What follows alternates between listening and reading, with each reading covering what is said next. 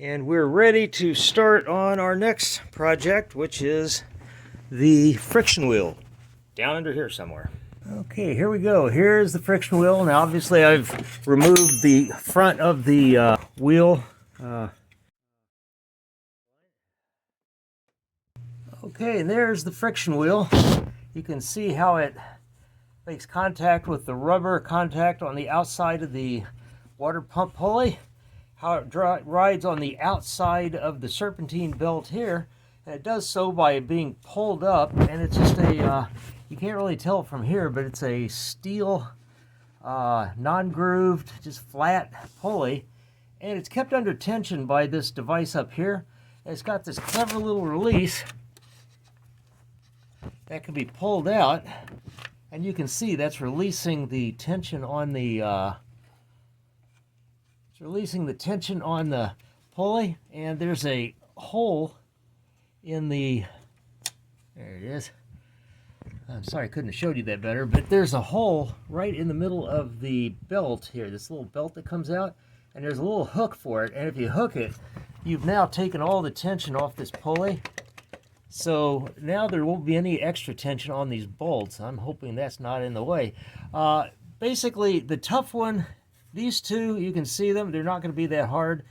The top one up there is the one everybody cries about, and we're going to find out whether that's justified or exaggerated. I'm going to see if I can get a 10mm closed in on that down here without doing anything else. I'm literally going to be dropping the engine, this end of the engine anyway. I'm going to be replacing the motor mount, so that's the technique that a lot of people use to get a little more clearance, but I'm going to see if I can do it without it.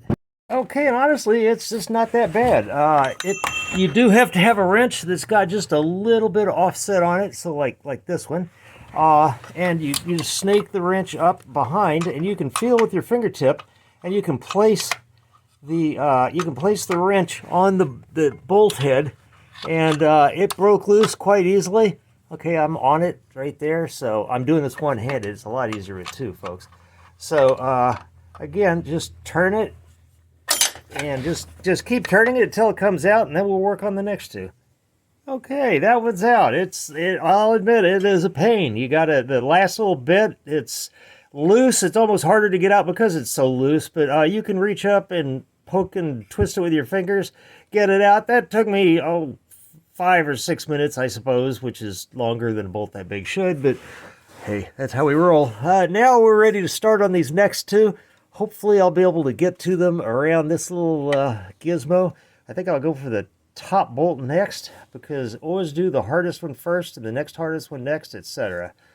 So let me get on that one. Okay, second bolt. Turn it out with my fingers. It has to come a long way out before it gets loose enough to do that, though. So it took me a few minutes to get that one out. All right, we're down to the easy one. Other than the fact it's kind of a little adjuster is in the way, but I think I can work around it. This one I can probably get a ratchet on, actually. Okay, third one's out. It's a non-standard bolt, one I put in because the car didn't have all three when I got it. Now the question is there actually room to get this thing out?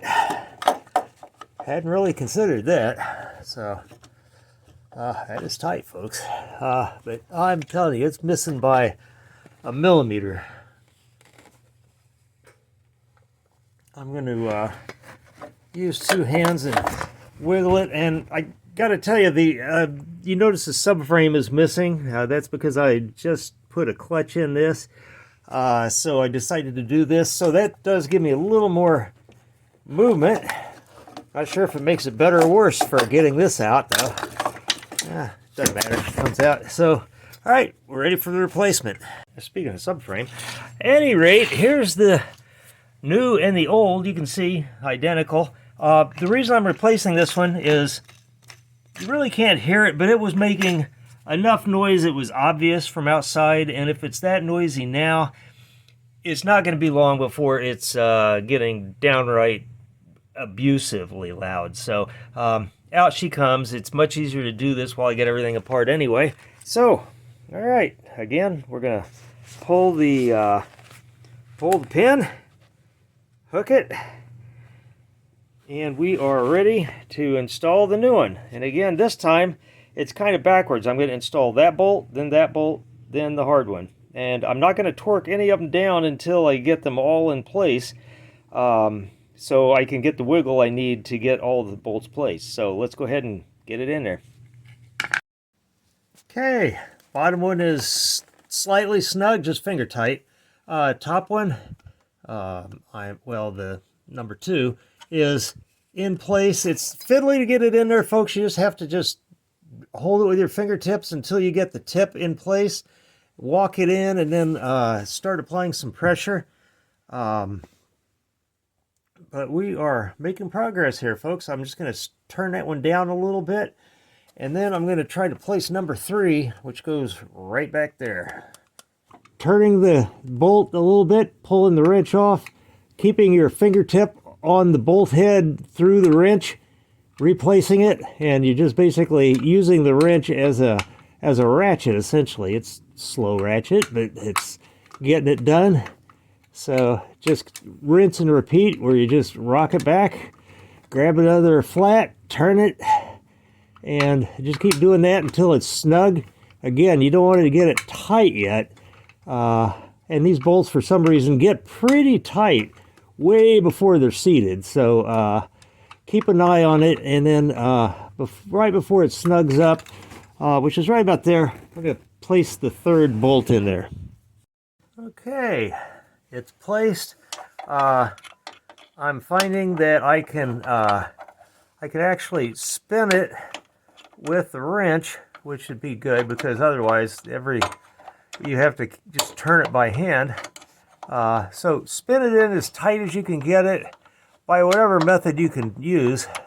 Again, I'm just using the wrench in lieu of my fingertips because it's a little too tight. And it's snugging up again, so it's a long, hard process to get this one in, but just keep turning. That's all I can tell you guys. It will eventually go in. Okay, the 2 hard ones are tight. Just gonna tighten up the bottom one here. It's just a long, fiddly process, folks. It's not impossible. It's difficult. It takes a lot of manual dexterity, I'll be honest. You gotta be good at twisting wrenches, and but if so, you'll get it on. It'll take a lot longer than you expected it would, but it's not that big a deal. You'll notice I've released the tensioner on this last bolt because it was kind of in the way, and with the 2 top bolts tight, it's really not gonna twist anything out of position anyway. So I can just, now with that last bolt, it's just almost easy. This one goes on like butter. So we are now pretty much complete installing the friction wheel, and that's probably good for the life of this currently 160 something thousand mile car. So again, check the alignment, make sure that the edge of the pulley is riding kind of with the edge of this one, if you can see it. The little adjuster thing here is pushed all the way in, so we're good to go.